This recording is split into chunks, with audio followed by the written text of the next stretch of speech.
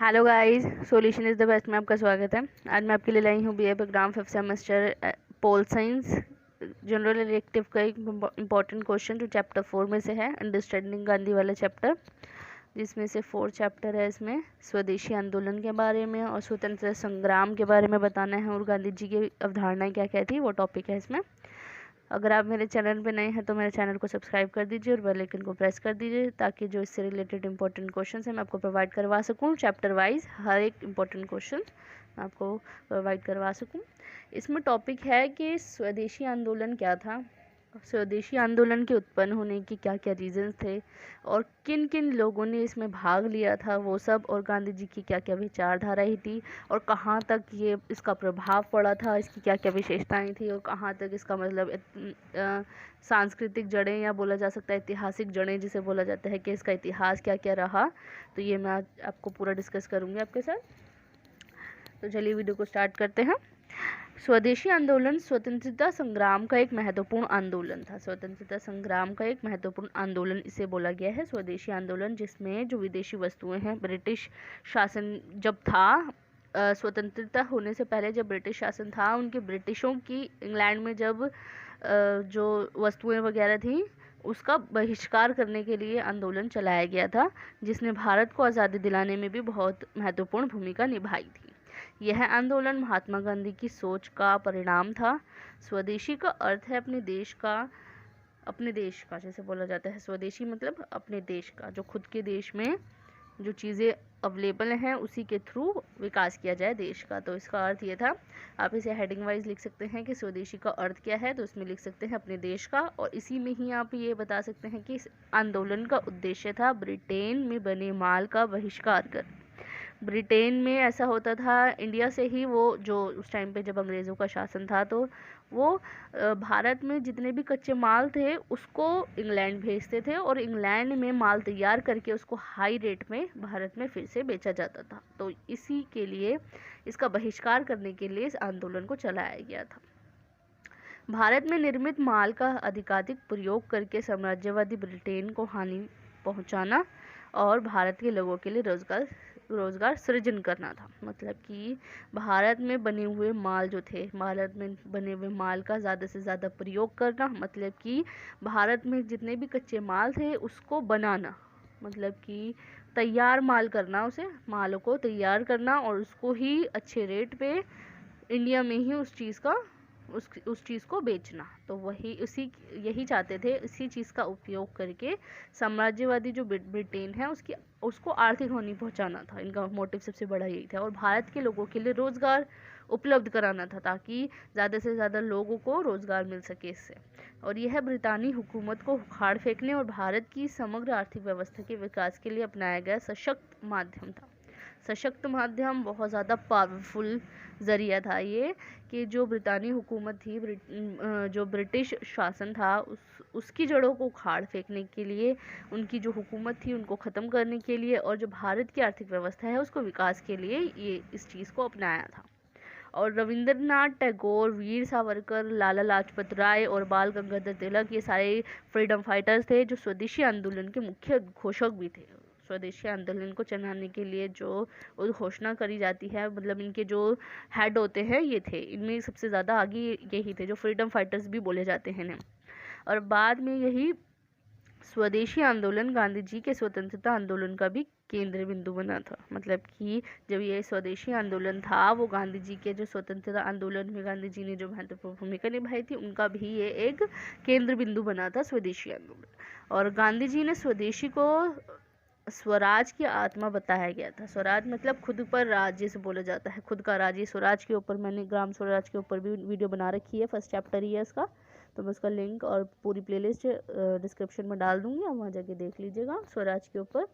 इसे स्वदेशी को स्वराज से भी कनेक्ट किया गया है। स्वराज मतलब खुद का होना, मतलब खुद पर राज करना, ना कि दूसरों का राज हम पर होना। मतलब दूसरों की हुकूमत खुद पर होने के बजाय हमारा खुद की हुकूमत हम खुद पर करें, ना कि दूसरों की हुकूमत हम पर चलाई जाए। तो उसे ही बोला गया था स्वराज की आत्मा, स्वदेशी को भी बोला गया था। और स्वदेशी और बहिष्कार आंदोलन सरकार द्वारा बंगाल विभाजन के निर्णय के विरोध स्वरूप चलाया गया था, और यह बंग भंग का ही प्रतिफल था।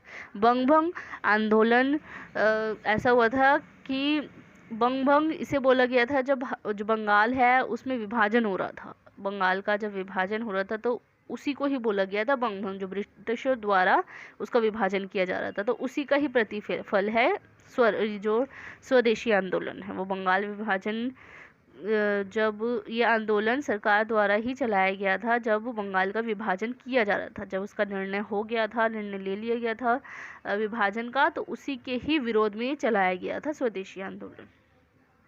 अब देख लेते हैं कि बंगाल विभाजन क्या था। थोड़ा सा इसकी बोल सकते हैं हम इसे ऐतिहासिक पृष्ठभूमि जिसे बोलते हैं। ये भी अगर आ जाए एग्जाम्स में तो वो लिख सकते हैं कि बंगाल विभाजन क्या था, जो स्वदेशी आंदोलन के उत्पन्न होने के क्या क्या रीजंस थे। सबसे मेन पॉइंट यही है कि बंगाल का विभाजन हुआ था जिसके अगेंस्ट में स्वदेशी आंदोलन चलाया गया था।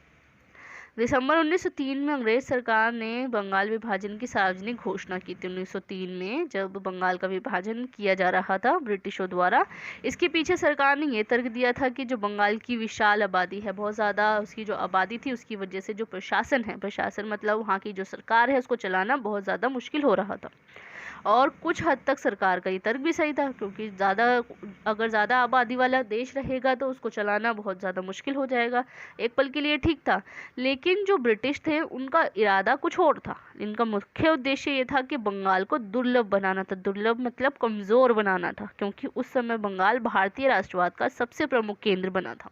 जो भारत में राष्ट्रवाद की भावना फैली थी, तो उसी का ही सबसे प्रमुख केंद्र बंगाल को बनाया गया था उस टाइम पे। तो बंगाल विभाजन के तहत बंगालियों को प्रशासनिक सुविधा के लिए दो तरह से विभाजित किया गया था, एक भाषा के आधार पर और दूसरा धर्म के आधार पर। धर्म के आधार पर यह था कि हिंदू धर्म पूर्वी पश्चिम में, और पूर्वी पश्चिम हो गया वो मुसलमानों का, और पश्चिमी बंगाल जो हो गया वो हो गया हिंदुओं का। तो इसी के आधार पर भी इसे बांटा गया था, और भाषा के आधार पर भी बांटा गया था कि बंगाली लोग ज़्यादा क्वांटिटी में अलग थे, दूसरे उसमें थे, और जो तमिल वगैरह बोलने वाली जो भाषा थी, वो भाषा वाले लोग जो थे उनको अलग कर दिया गया था। उसी के आधार पर इन दोनों को विभाजित किया गया था। इस विभाजन का विरोध लोगों ने किया था। यही वह विरोध था जिसे बंगाल की जनता ने वंदे मातरम गाकर दिखाया था। यही विरोध किया था वहाँ की जनता ने, और यहाँ तक कि एक दूसरे से हाथ भी मिलाया था और राखी भी बांधी थी। यहाँ तक कि इसमें कुछ पॉइंट्स ये भी लिख सकते हैं कि वहाँ के लोगों ने एकता दिखाने के लिए, इसका बंगाल विभाजन का विरोध करने के लिए, उन्हें एकता दिखाने के लिए जो वहाँ के लोग थे उन्होंने एक दूसरे को राखी भी बांधी थी, और इकट्ठे होकर इन लोगों ने प्रदर्शन भी किया था इस चीज़ का। बंगाल की जनता ने वंदे मातरम भी गाया था जिसकी वजह से, लेकिन जो ब्रिटिश शासन ने इनकी किसी भी प्रदर्शन पर ध्यान नहीं दिया था। और उदारवादियों में सुरेंद्रनाथ बनर्जी, पृथ्वीचंद्र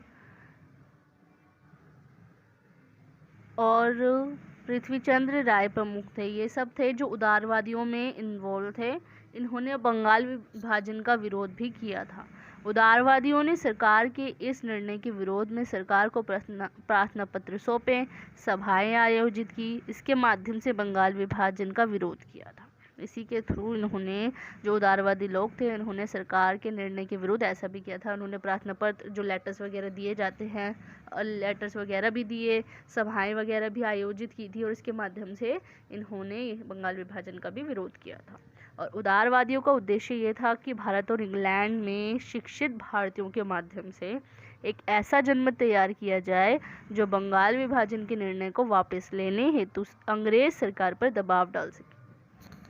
मतलब कि उदारवादियों का ये सबसे बड़ा उद्देश्य यही था कि भारत और इंग्लैंड में पढ़ रहे जितने भी बच्चे हैं, जितने भी लोग हैं वहाँ पे काम करने वाले, वो जो उनके माध्यम से ऐसा जनमत तैयार किया जाए। जनमत मतलब उन लोगों का ग्रुप हो, जनता का पूरा ग्रुप बनाया जाए, जिसकी वजह से जो बंगाल की सरकार है उस पर दबाव डाला जाए।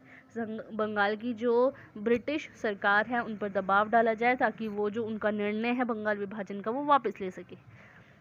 इसीलिए, लेकिन भारतीयों के विरोध को अनदेखा करते हुए ऐसा हुआ था कि 19 जुलाई 1905 को बंगाल विभाजन के निर्णय की घोषणा की गई थी। 1903 में बंगाल विभाजन की घोषणा की थी, लेकिन फाइनली 19 जुलाई 1905 में बंगाल विभाजन का निर्णय मतलब कंफर्म हो गया था कि बंगाल विभाजन इस दिन होगा।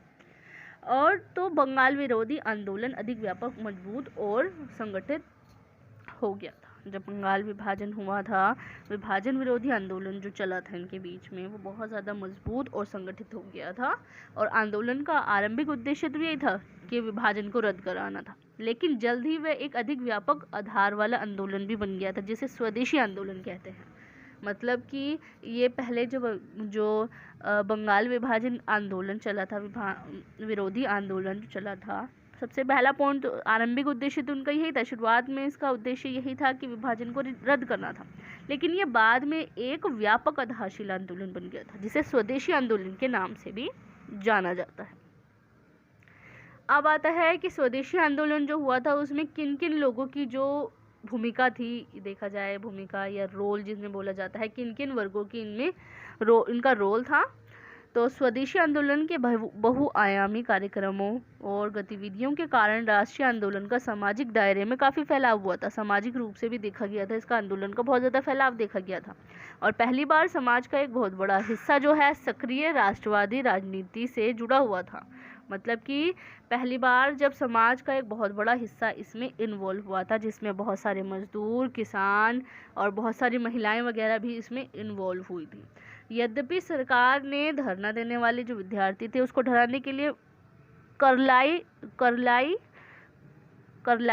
सर्कुलर, ये एक सर्कुलर था। सर्कुलर मतलब एक नोटिस जारी कर दिया गया था जो वहाँ के लोग थे उनको धमकाने के लिए ऐसे कदम उठाए गए थे, जिसमें धमकी दी गई थी कि राष्ट्रवादी शिक्षा संस्थानों को अनुदानों, छात्रवृत्तियों से वंचित कर दिया जाएगा। मतलब कि छात्रवृत्ति अनुदान मतलब होता है स्कॉलरशिप वगैरह जो दी जाती है, जो ट्रस्ट एज अ ट्रस्ट दी जाती है उनके संस्थान को आगे बढ़ाने के लिए, उनके विकास के लिए शिक्षा संस्थानों को ऐसी इन सब चीज़ों से वंचित कर दिया जाएगा।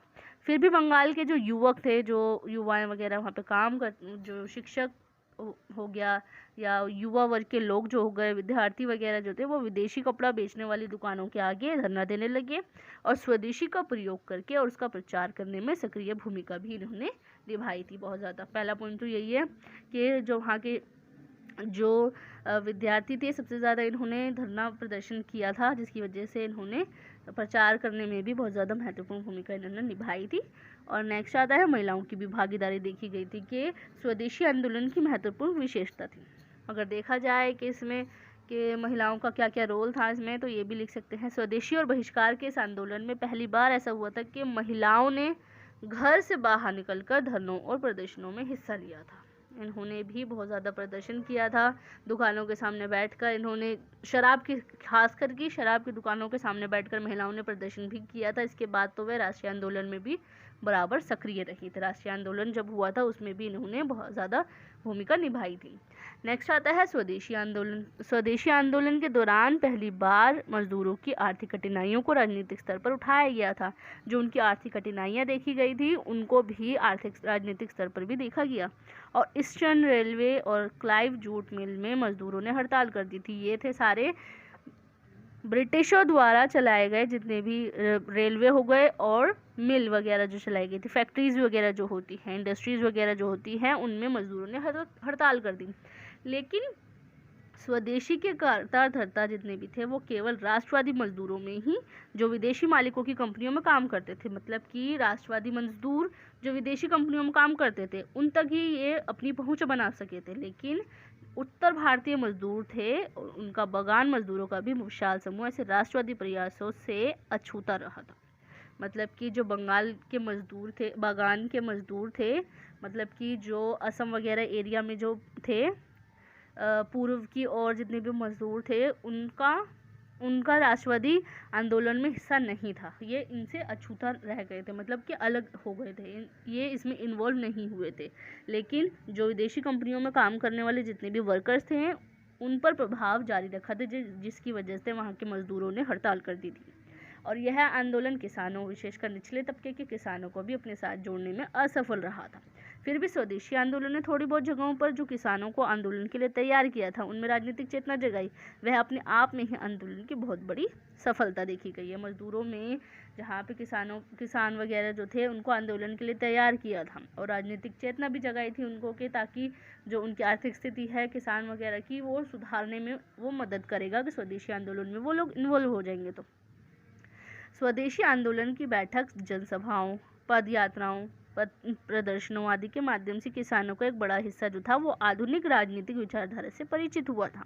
जो इस टाइम पे राजनीतिक विचारधारा जो चल रही थी स्वदेशी आंदोलन को लेकर, जो प्रदर्शन वगैरह करे जा रहे थे, उसके थ्रू इन्होंने जो किसान वगैरह थे, किसान का जो एक बड़ा हिस्सा था वो इन सब चीज़ों से परिचित हुआ था। अब आता है स्वदेशी आंदोलन का महत्व, या कह सकते हैं कि इसका प्रभाव कहाँ कहाँ तक पड़ा था और इसकी इम्पोर्टेंस कहाँ कहाँ देखी जा सकती है कि स्वदेशी आंदोलन की। तो मैं बता देती हूँ, कुछ पॉइंट्स बताए थे इसमें कि जो विदेशी वस्तुएं हैं उसके बहिष्कार से स्वदेशी वस्तुओं की मांग में बढ़ोतरी हुई थी और इससे भारतीय व्यवसाय और आमदनी में इजाफा हुआ था। इससे कई लघु और कुटीर उद्योगों का निर्माण हुआ।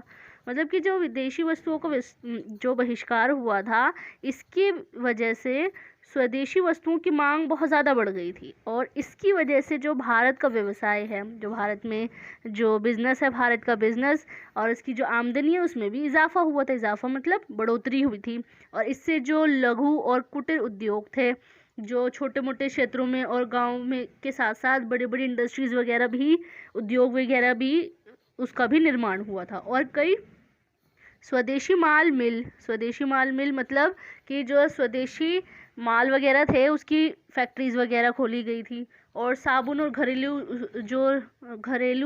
जो उपयोगी वस्तुएं वगैरह होती हैं, जो बेसिक नीड्स होती हैं, लोगों की जो ज़रूरतें होती हैं, उनकी भी मिल वगैरह खोली गई यहाँ पे देश में। और बैंक और बीमा कंपनियों का भी निर्माण हुआ था और कई नई दुकानें खोली गई थी। इसकी वजह से इसका प्रभाव भी काफ़ी जगह देखा गया था, जिसकी वजह से बहुत ज़्यादा डिमांड थी। और इस आंदोलन से भारत की जनता में आत्मनिर्भरता और आत्मशक्ति का भाव जागृत हुआ था कि मतलब कि वो इंडिपेंडेंट महसूस करने लगे थे खुद को, कि खुद से ही काम करते थे, खुद से ही बाज़ार लगाते थे और बिक्री करवाते थे और अपनी जो आत्मनिर्भरता है उसको नज़र आने लग गई थी इसकी वजह से। और जो राष्ट्रीय हित में एक बड़ा योगदान रहा था। इस समय राष्ट्रीय शिक्षा के क्षेत्र में कई परिवर्तन भी हुए थे।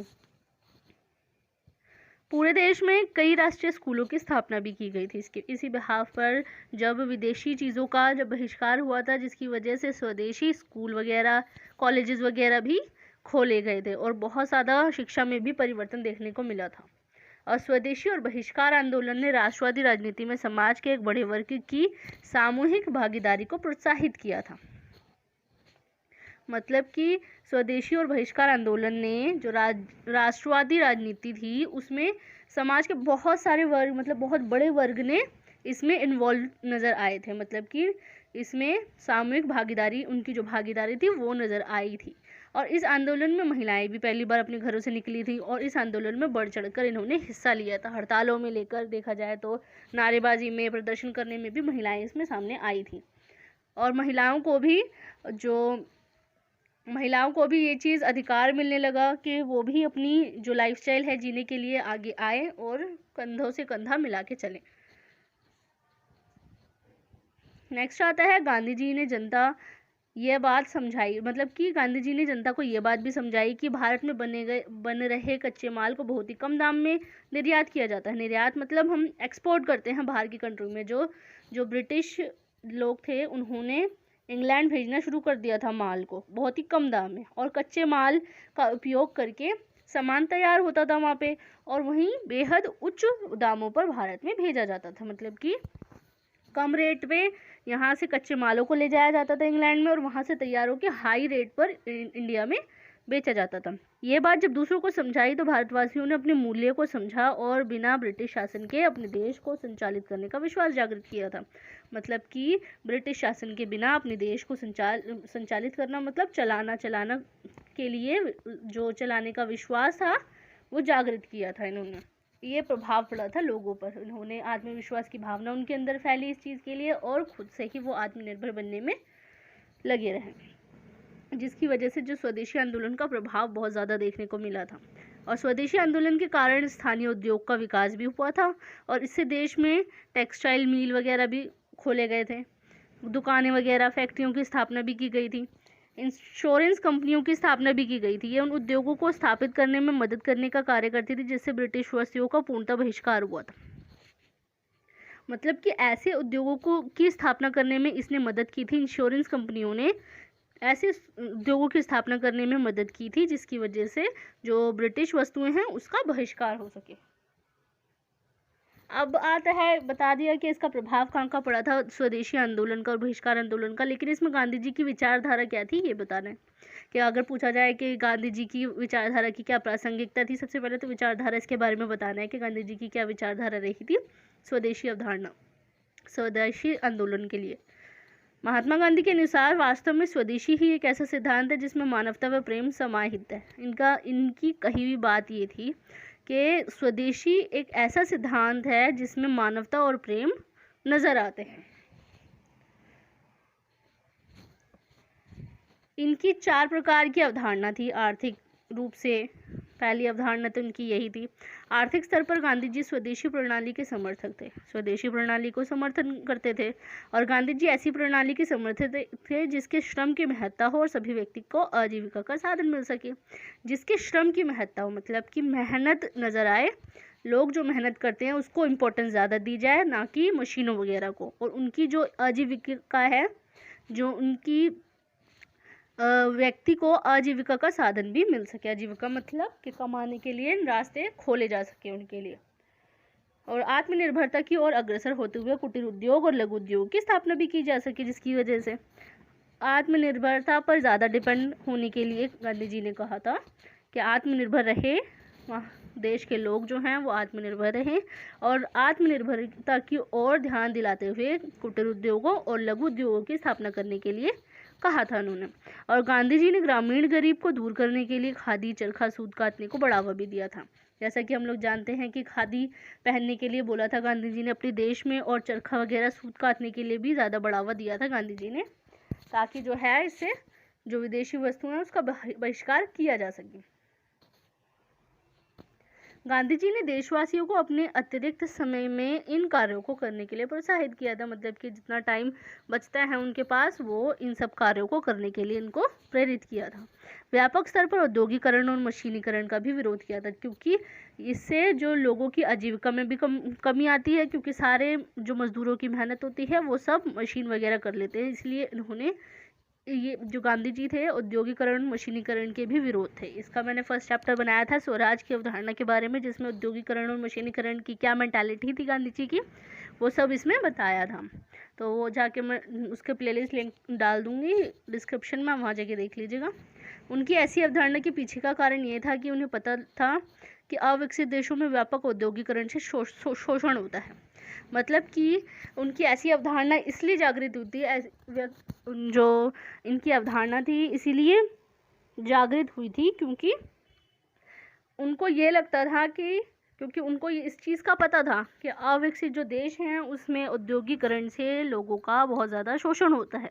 क्योंकि वो जहाँ जहाँ घूम के आए थे, जहाँ जहाँ इन्होंने ट्रैवल किया था, वहाँ जाके देखा था कि औद्योगिकरण की वजह से वहाँ पे सारा काम जब मशीन करती थी, जिसकी वजह से जो वहाँ के लोग हैं उनका शोषण बहुत ज़्यादा होता था, उनको आजीविका के साधन नज़र नहीं आते थे। इसीलिए उन्होंने विदेशी वस्तुओं का बहिष्कार करने के लिए स्वदेशी पर विशेष बल दिया था, ताकि लोगों को काम करने के लिए जो रास्ते नज़र आए उनको, और उनको ताकि वो आत्मनिर्भर बन सके, और जो ब्रिटिश शासन है उसके आर्थिक आधार को समाप्त किया जा सके। दूसरा था शैक्षणिक स्वदेशी अवधारणा। गांधी जी द्वारा बुनियादी शिक्षा पर जोर दिया गया था, क्योंकि गांधी जी ने बुनियादी शिक्षा पर बहुत ज़्यादा ध्यान दिया, और गांधी जी स्वदेशी शिक्षा के द्वारा देशव्यापी राष्ट्रीयता की भावना को उजागर किया था। गांधी जी ने जो स्वदेशी शिक्षा है उनको बहुत ज़्यादा सपोर्ट भी किया था, और जो देश में चल रहे राष्ट्रीयता की भावना थी उसको उजागर भी किया था, और इसमें आम जन ने अपने अधिकार को जाना था। और यही कारण है कि राष्ट्रीय आंदोलन के दौरान छात्रों ने महत्वपूर्ण भूमिका भी निभाई थी। मैंने बताया कि विभिन्न वर्गों का रोल क्या था, इसमें छात्रों ने भी बहुत ज़्यादा इस चीज़ के लिए भूमिका निभाई, ताकि जो ब्रिटिश की तरफ से जितने भी स्कूल्स और कॉलेजेस वगैरह खोले गए थे उसको समाप्त किया जाए, और जो खुद की लैंग्वेज है उसी के आधार पर स्कूल वगैरह खोले जाए, जिसकी वजह से जो छात्र थे देश के उन्होंने बहुत ज़्यादा प्रोटेस्ट भी किया था इसके चक्कर में। और स्वदेशी भावना के तहत ही राष्ट्रीय स्कूल व कॉलेज भी खोले गए थे। राष्ट्रीय स्कूल मतलब अपने देश में अपने खुद की लैंग्वेज में बोले जाने वाले जो स्कूल्स और कॉलेजेस वगैरह खोले गए थे, और जिसमें इंडियंस वगैरह सब दाखिला लेते थे। और स्वदेशी शिक्षा के तीव्र प्रसार हेतु गांधी जी ने ब्रिटिश भाषा की तरह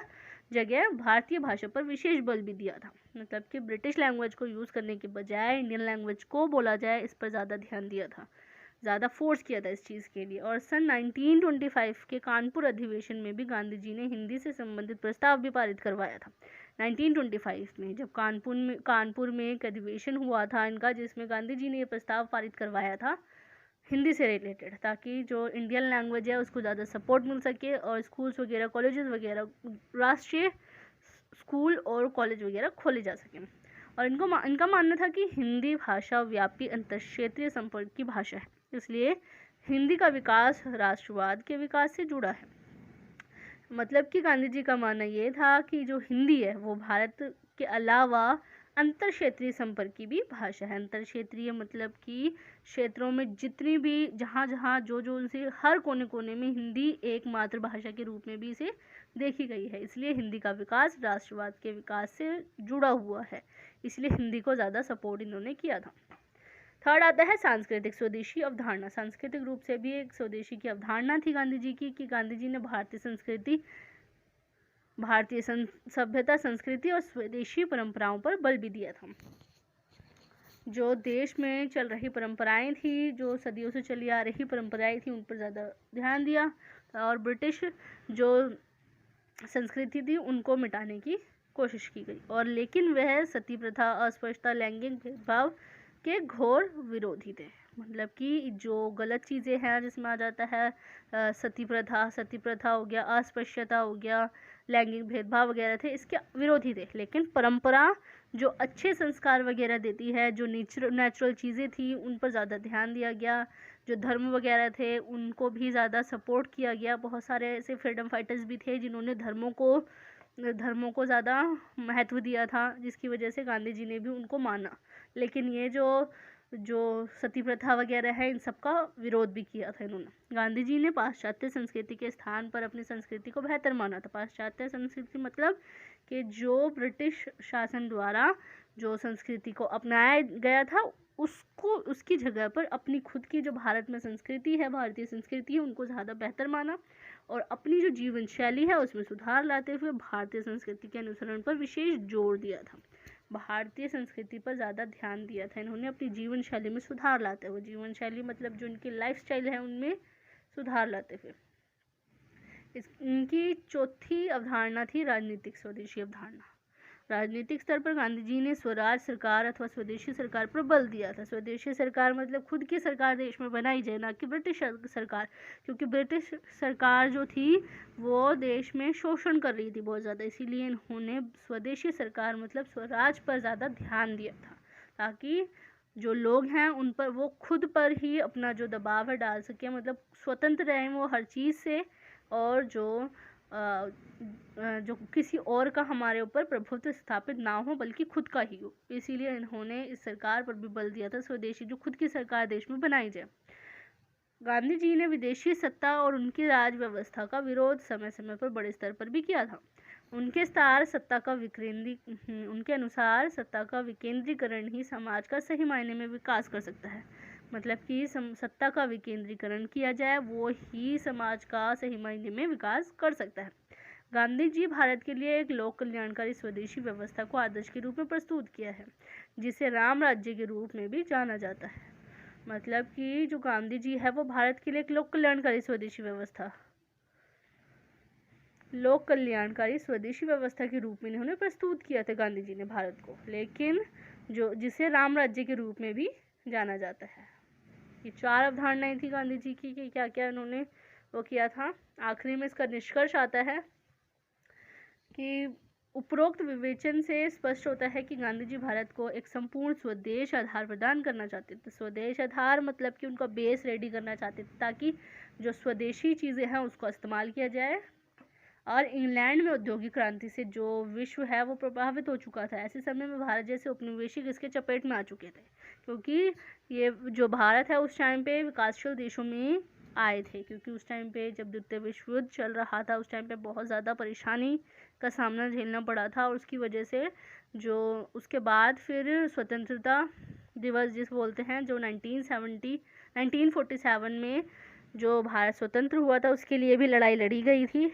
जिन्होंने गांधी जी ने भी बहुत ज़्यादा महत्वपूर्ण भूमिका निभाई थी। और ऐसे समय में देखा गया है कि औपनिवेशिक शासन की वजह से